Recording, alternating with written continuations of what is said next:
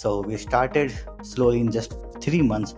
We started ranking on these keywords, and we kept working on that. We produce very high quality content in very easy words.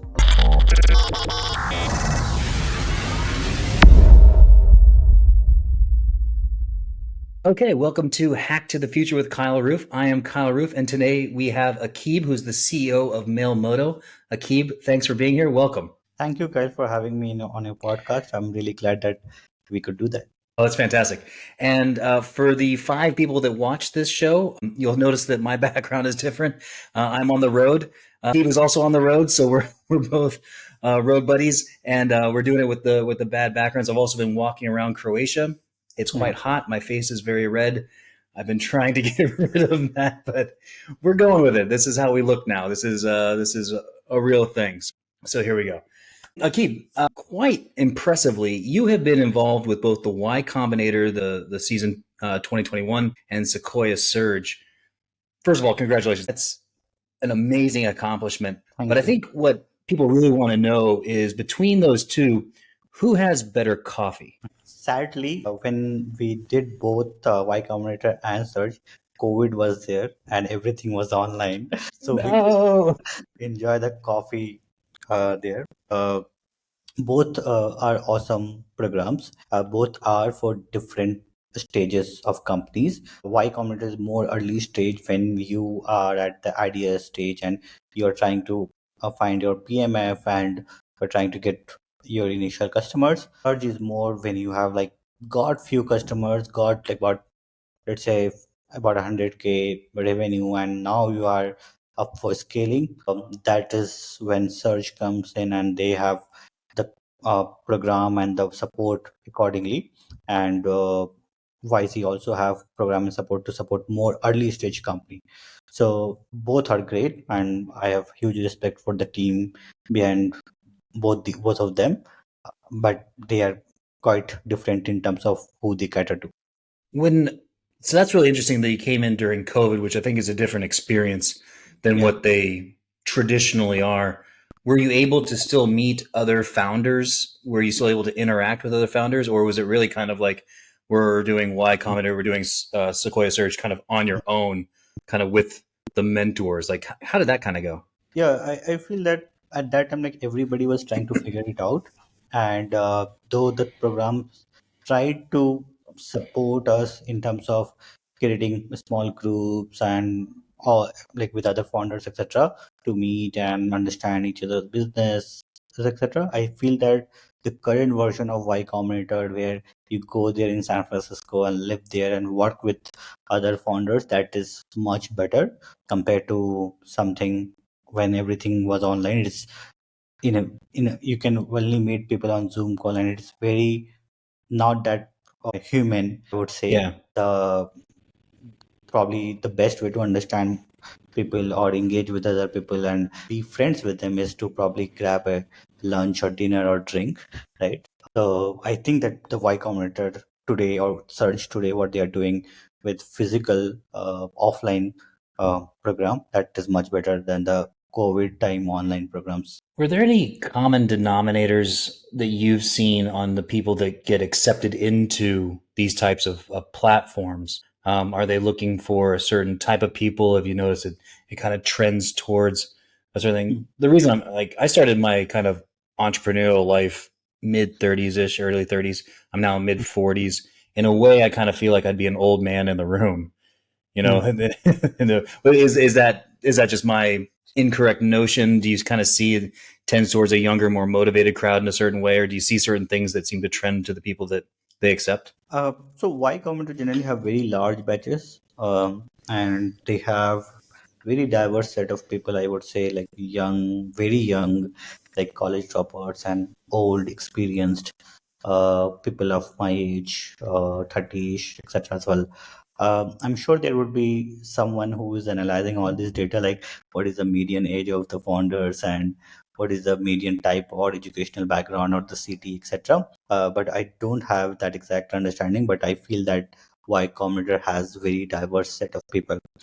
One common denominator would be that probably all of them have some exceptional skill, like they have some streak which make them like unique compared to everybody else.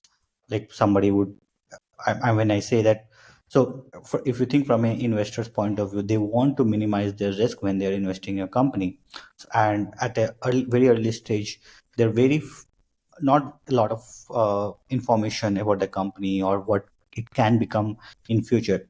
So they try to see if the founder is dynamic, if they have done great things in past, like exceptional things in past, and that is probably a signal that they can do great things in future as well.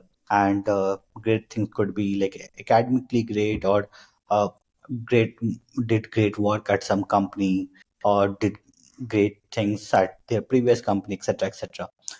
I feel they try to understand if the founder has done something exceptional in past, or have diverse set of things, and they have done multiple things in past. So they want to minimize the risk and bet on the best of people. Okay, right on. Very cool.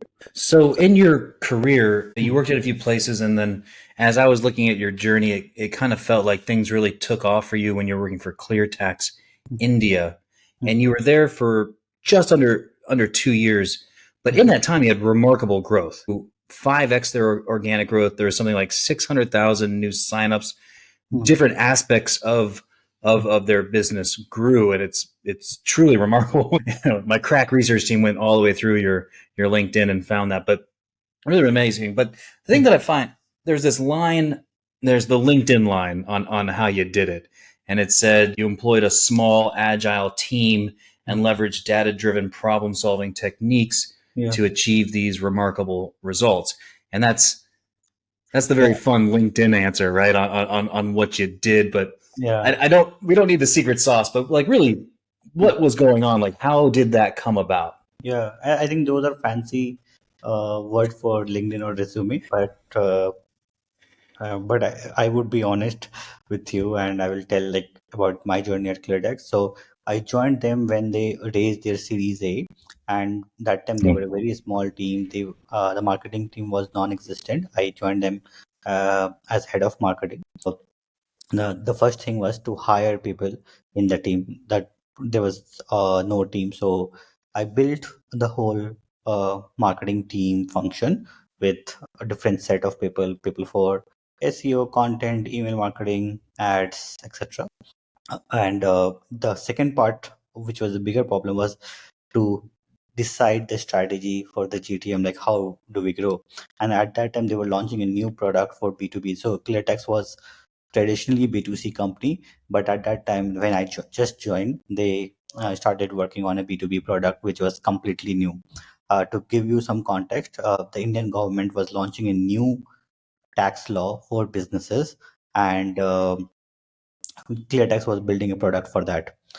So we thought that in India, the Indian SMB businesses are very price sensitive, but very big market. And what would be the best strategy to grow and capture the market when you're completely new, and there are like a lot of large players like KPMG, EY, Deloitte, etc., and big names like that. And how do ClearTax establish your own brand name? So and acquire a lot of customers. So we thought and we realized that we should invest in content marketing and SEO since beginning.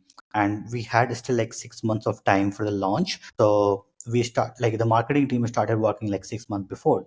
The problem was that at that time there was no keyword volume, like because the law is going to be launched after 6 months. The product is going to be launched after 6 months, and nobody's searching for that thing today. So Right.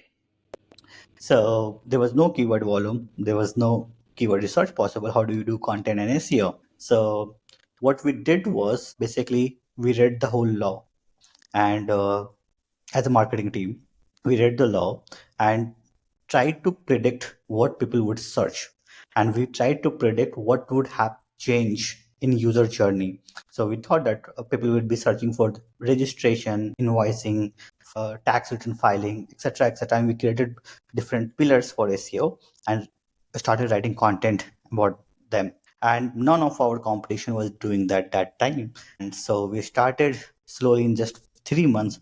We started ranking on these keywords, and we kept working on that. We produce very high quality content in very easy words. Law is very complicated, so we started creating very easy content in easy words, and that made a lot of people sharing our content with other people, that hey, here is a simple explanation of this new tax law, and that boosted our SEO a lot.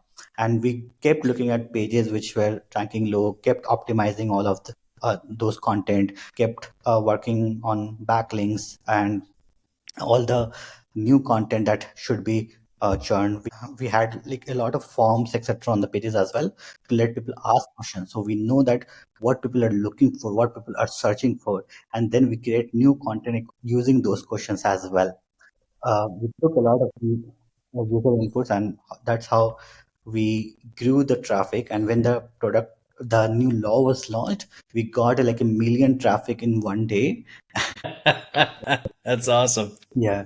So that was great. And then we realized that, okay, SEO is one thing, and then, but it is just bringing the user. How do we retain the user? So we started collecting email IDs. We started sending them a educational content newsletter, not promotional, but very educational about what is changing, what is happening, etc., so that people get engaged. And that's how we slowly built thought leadership and the brand of ClearTax. And then when our sales team was meeting companies, they knew ClearTax. So it was very easy for our sales team to get the foot in They the were door. going to your site to figure out what was going on.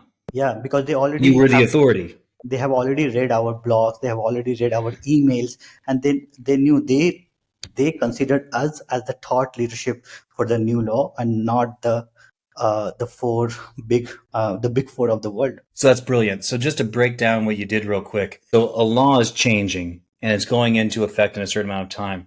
And you only have 6 months Yeah, anyway towards tax season or towards when you need yeah, to start to get these clients. And 6 months, as we know in SEO, is not a lot of time, yeah, especially in something like tax where it's a saturated market and you're going up against huge and huge. yeah, You know, they've spent millions of dollars to rank for all the terms they want to rank for. But there's this new law coming. But not only did you just say, hey, we're going to rank for those new law terms, mm, we're going to try to go after ways that real humans are going to search for this. You know, people that are not lawyers, people that are not tax attorneys, people that are not tax professionals. yeah. They don't These know the are technical all term. This businesses. is how normal humans will search. Yeah, And then you're able to start to rank for that. But then as you probably get closer to that 6 month, traffic will increase, right?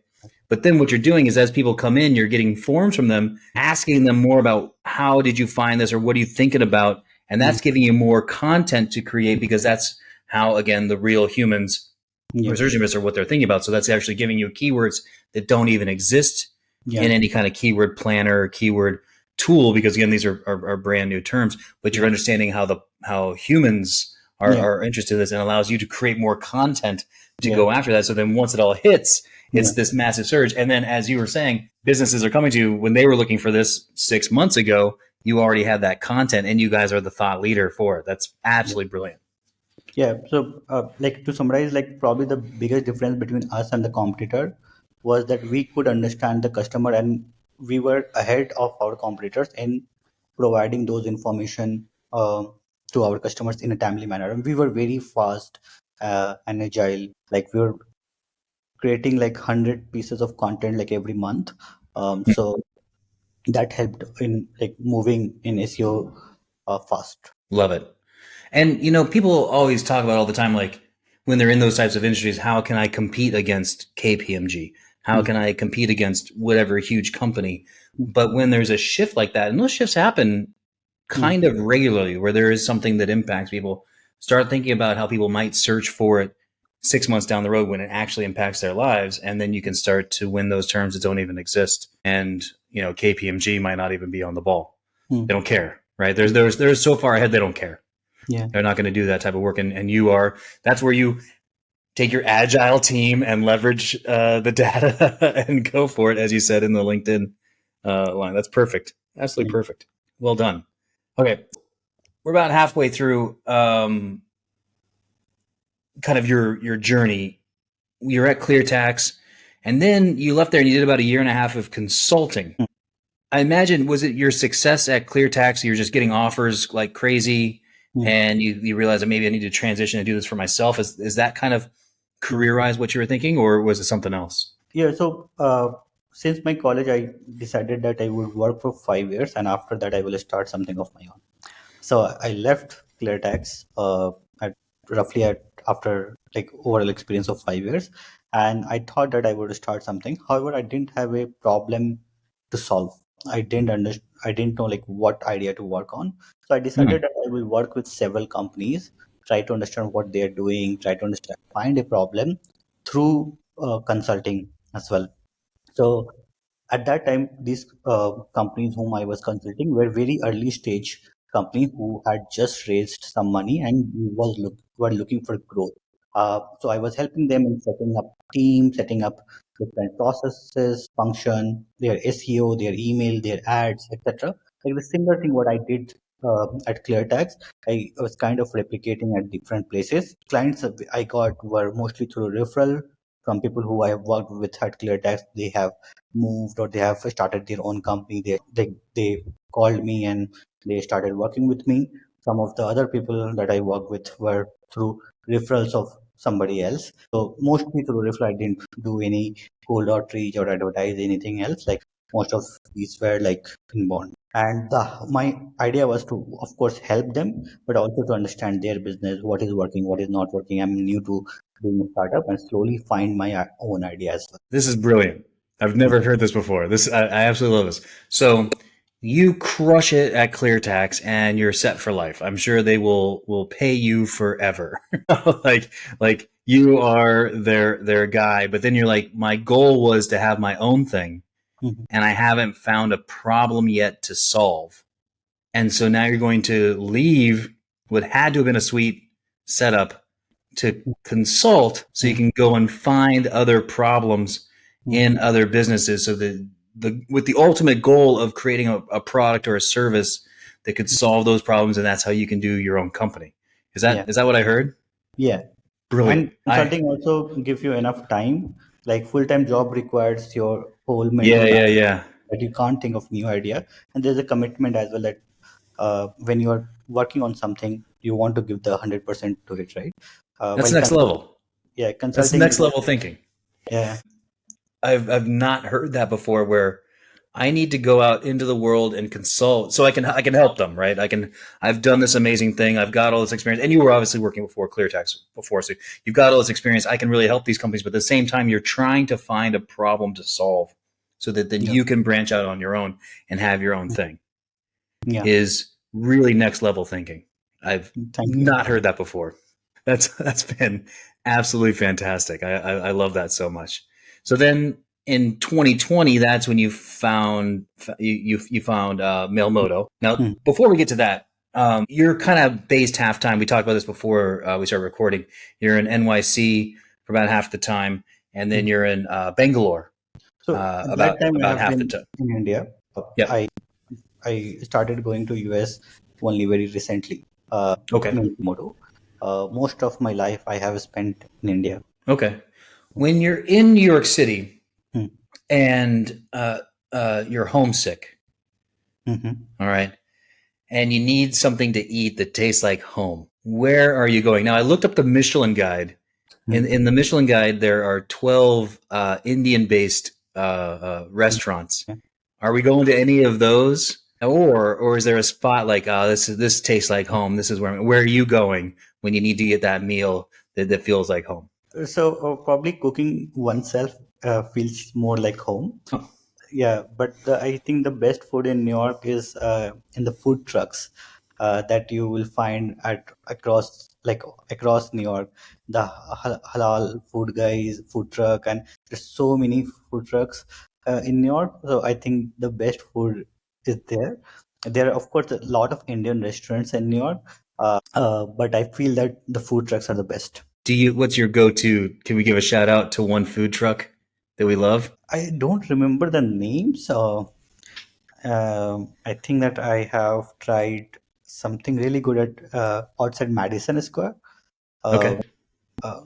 but I don't remember the name. So anyway, go to what was the square? Madison. Madison Square. There it is. Easy peasy. Go in there, find the Indian truck, and it's going to be good stuff. Actually, there are Perfect. a lot of them actually. They are like spread across New York. New York is probably one of the best cities in terms of food because you get Yeah. a lot diverse food from all the over the globe. Well, here's a better question, maybe then. There's certain dishes. So I'm from the U.S. I live in Asia. Cheeseburgers are terrible in Asia. Like it's just a fact. And Yeah. so I kind of go through when a new place comes in and they have a cheeseburger. That's kind of like my standard. All right, let's see how this is. Do you have a dish or a particular food that you're looking for that's kind of like, let's see how good this place is? Like, what's the baseline test food at any of these places? What do you like the best? What do you use to like gauge if it's good or not? Finding Indian food outside India, especially in US, like good Indian food is finding difficult.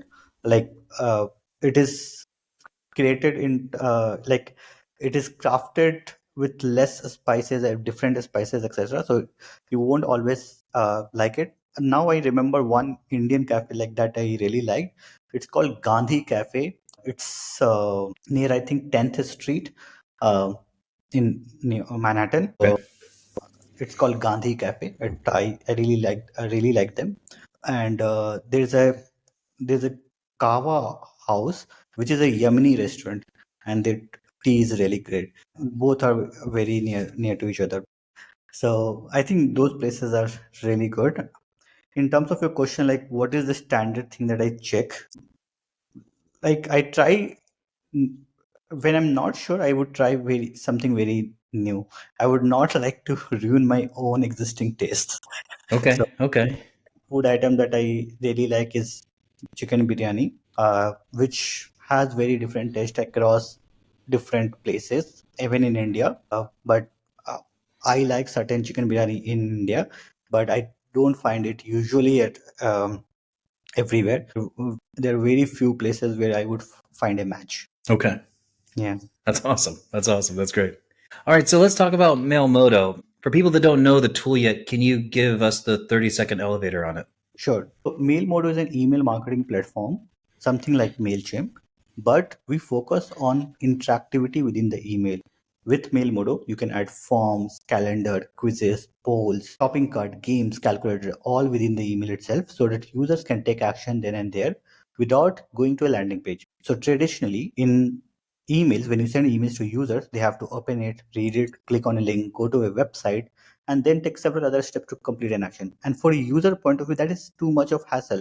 And as a marketer, you get very less conversion, very less engagement. Because let's say simple, you have to collect reviews on something people purchased. But why would people uh, take the difficulty of clicking on a link, going to web page, waiting for the loading it, and then submitting a review after adding email IDs again? But if you can provide them an option within the email, ki, hey, did you like our product? Yes, no.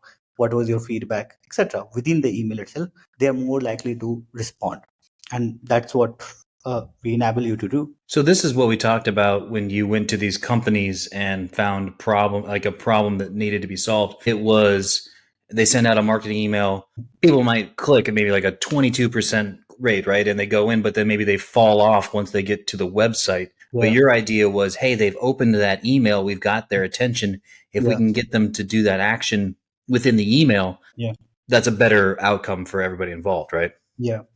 So what I realized that no matter what we do, we can probably improve the rate a lot, 30, 40, 50%. But the engagement and the conversion are too low across email. And no matter how creative your copies, etc. is, if you're not making it easy for market users, they are not going to respond. So before like actually working on the product itself, we worked with a very large company to test this hypothesis that this will increase conversion. So what we did was we sent 50% of their users a simple campaign that they have been sending, and we change just the button with a form, survey form, and everything remained the same. The subject line, the content, the color, etc. Everything remained the same, and we got 257% increase in responses. Just by having the form inside the email itself without having somebody to go to a website to do the form. Yeah, because it was much easier for people. They could do it then and there. That Obviously. that like validated our hypothesis, and that motivated us to build the whole product. Now, I know on your site and within your promotion, you talk about the AI part of this. How much is AI really part of it? Hmm. This doesn't sound, this sounds just logical to me. This sounds just like, Yeah. obviously, we've got this function, we want to put this function into the email, but where does AI come into to this part of Yeah, the so program? when we started in 2020 and launched our product in 21, that time there was no AI. So we started with interactive emails. We slowly built the whole product and enabling you to create, not only create template but also manage your contacts, send campaigns, manage dashboards, etc. And when AI launched, we realized that we can make the work much easier for people to create template, because for most marketers creating email templates is the most time consuming thing. Where we have launched email, we started with subject line generator. So whatever email template you have, Mhm. we automatically generate subject lines, and we give you multiple options so that you can choose from them. We also tell you like which subject line has performed good in past, so all of that analysis as well. Then we added content generator. So inside the email, like you can generate a part of section, or you can a section of the email, or you can generate the full email. And then we launch a full email creator itself, that depending on your use case and your data, products, etc., we generate different options for email. You can of course edit it further because AI is not that perfect yet. And slowly we are still working a lot on the AI side, and we are adding more segmentation, easy segmentation, etc. For example, we automatically create different segment for you so that you don't have to manually segment users. We create predefined journeys for you so that you just give your inputs um, and send emails. Then we also did like we as soon as you provide your website domain, we fetch all the information like your logo, your color, brand color, etc., font style, so that you don't have to manually add them or That's nice. That's super nice. I was clicking around the site just to see what the whole thing was about, and my email list is about 20,000. And I yeah. saw that I think your pro plan's only like $200 or something, a buck 99 at like that's 20,000. That seems too cheap, man. Like it seems like a no brainer. That's an Not, amazing price for what you're offering. it's not cheap, I would say, but we are very competitive in pricing, and we also provide like human support, because we are Hmm. small, like a small startup. It is easy for us to care for each customer. Uh, we are still like take care of customers very personally. Yeah, actually, I saw that with all the AI stuff you talk about. You're also like, would you like to talk to a human?